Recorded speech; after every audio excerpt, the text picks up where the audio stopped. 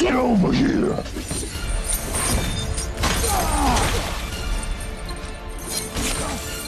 Mortal Kombat as a series has gone on to become one of the greatest fighting franchises in the history of video games, with its adult rating and obsession with blood being used to great effect. So when the trailer for its newest movie adaptation was released a few months ago, fans were beyond excited, stating that there would finally be a good video game movie out in the world. But it pains us to say that while the film was truly a masterpiece in the fighting department, it had a tendency to fall apart whenever dialogue or plot became the focus point. So whether you're a fan of Mortal Kombat or been asking yourself whether you should pay for a ticket to go see it, you've come to the right place, as we're about to explore everything that was wrong with the newest installment of the franchise. But before we get into it, make sure to leave a like and subscribe with the notifications turned on so you don't miss out on any of the new videos we post. Number 1. The implementation of Arcana. As fans of Mortal Kombat know, the series revolves around the fighting tournament of the same name, where fighters from different realms with supernatural abilities face off against one another for the control of one another's realms. Unfortunately for the Earth realm, we always seem to be on the losing side due to the underhanded actions of Outworld. The franchise almost always comes down to fighters from the Earth realm having to defend their home from otherworldly invaders. As you can see from this premise, there's next to nothing natural about the core of the franchise. This is why it is so strange to discover that the writers of this newest movie adaptation tried their hardest to ground Mortal Kombat in reality, not by tackling the crazy realms and how everyone within those realms have superpowers, but how fighters from the Earth realm had supernatural abilities. This came down to the introduction of what they called Arcana, which is a piece of video game terminology that often refers to the magical power of a character, often viewed alongside the health pool of that character. According to the writers of the film, a fighter from the Earth realm who has been chosen to compete in tournament and is given a marking of Mortal Kombat.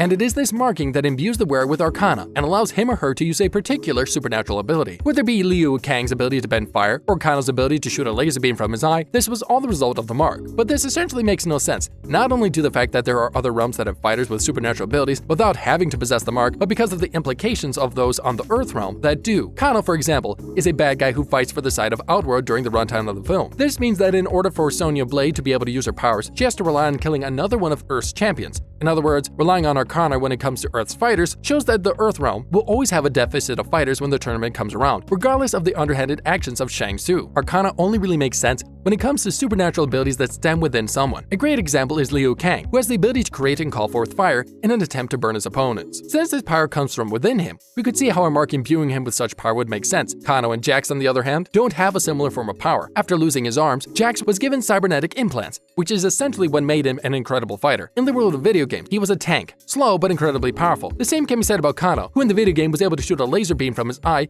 because of his own cybernetic implants. In fact, Kano was practically half cyborg. Changing the Australian menace from a cyborg to full human with the ability to shoot laser beams was a choice that we could be down with, but there's no way that Jax's Arcana would have been to give him better metallic arms. That just makes no sense at all. Number 2, the character focus. Fans of the franchise are also well aware of the intricate lore that follows Mortal Kombat. Surprisingly enough, the video game series has a massive number of twists and turns when it comes to the various campaign modes that it has released, and when there is already a gigantic amount of lore to choose from, writers don't have to go on and create more. In fact, it's the creation of lore-defying additions that usually causes video game movies to fail in the broader scheme of things. But this is precisely what the writers of the franchise decided to do by pushing Liu Kang to the side, making him somewhat into of a secondary character. Killing Lung Kao in order to spark power within Liu Kang was also unnecessary, as he was motivated to fight on the behalf of the Earth realm in the first place. He was essentially the one who brought everyone together to do so in the first place. For some or other reason, the writers also decided to implement a bit of a backstory between Sonya and Kano, but we assume that this was because of the excellent comic relief that Josh Lawson was able to implement into the script. So if they had to make something up to include him as a character from the very beginning, then we are more than willing to let this one slide. What we cannot forgive, however, is the introduction of a no-name character like Cole Young. We understand that he is a descendant of Hanzo Hasashi, otherwise known as Scorpion,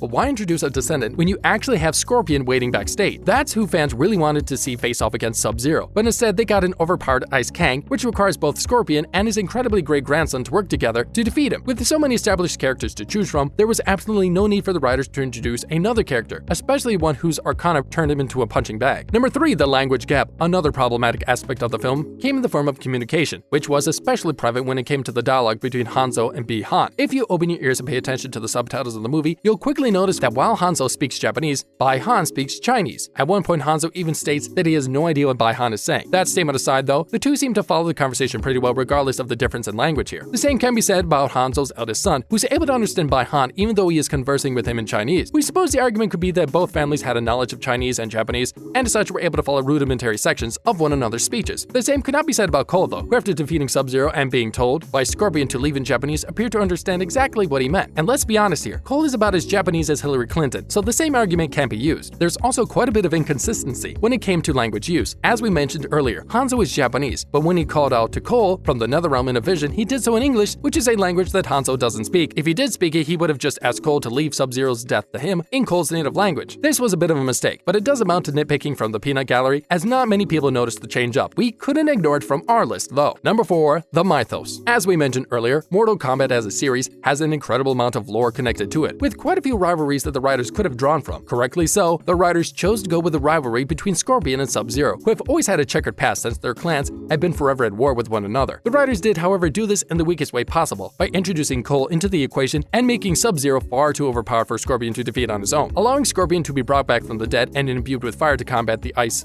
of Sub-Zero would have made for an insane final fight, but having him need the assistance from Cole really took away from the revenge that he was seeking. And even though we love the video game rivalry between Scorpion and Sub-Zero, the overall plot of the film should have been focused on the actual fighting tournament, which is where the film gets its name after all. Rather than bringing the warriors of the Earth realm together and explaining specifically what they're up against, our cast of misfits is ambushed by Shang Tsung and told to fight on the spot. We know that Outworld is known for their underhanded tricks, but the fact that Raiden was unable to act made absolutely no sense. It's not that he is restricted by the laws of Mortal Kombat, it's that he is sworn to protect them. So when he sees something fishy going on, he's definitely able to act so that the rules of the tournament can be upheld. If this wasn't the case, then we'd probably be left with a tournament that never actually happens. Oh wait, that's actually what happened in the end. A Mortal Kombat movie with no actual tournament taking place is a sin on its own. Number 5, Scorpion. Last but not least, the latest adaptation of Mortal Kombat did our favorite character Scorpion pretty dirty. But before you put your hands up in disbelief, we want to distinguish between Scorpion and Hanzo as the fight choreographers. And Hiroyuki Sanada did an amazing job at representing what Scorpion should have been in the beginning of the film. The fight between Hanzo and the rest of the Lin Kuei clan was insane to say the least, which is what we expected when Scorpion arrived once more. But the Scorpion who arrived was a far cry from the powerful Wraith we were all expecting. Even though he was imbued with the powers of the Netherrealm, he barely used these at all in his fight against Sub-Zero. His blackened teeth and contact lenses also didn't do much to sell his Wraith status. We expected a whole bunch more. What did you think of the latest Mortal Kombat? Feel free to let us know in the comments section down below.